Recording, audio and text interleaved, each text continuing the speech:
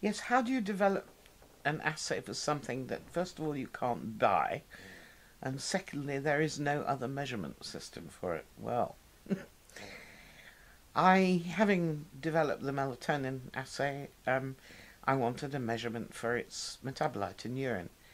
Because if you can measure urinary substances, you can do field studies much more easily.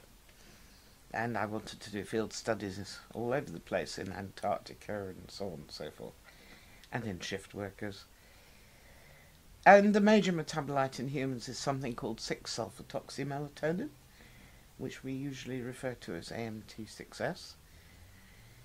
And we needed to get some of it to make the antibody, to develop the radioimmunoassay.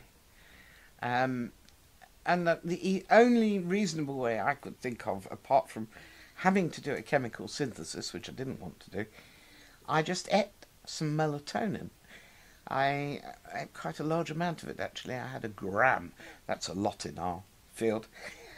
And I felt a bit dopey for a couple of days.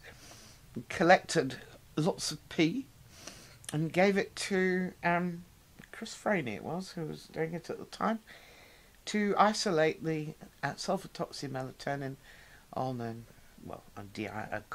on column separation using the carboxyl group as the link. And yes, that's our first sulfathoxymelatonin.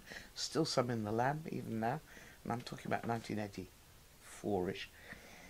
And then it had to be labelled, but that was easier because by then we knew how to iodinate melatonin. It was much easier than synthesizing tritiated melatonin, and it also provided a lot more radioactivity to count, so it was much more sensitive.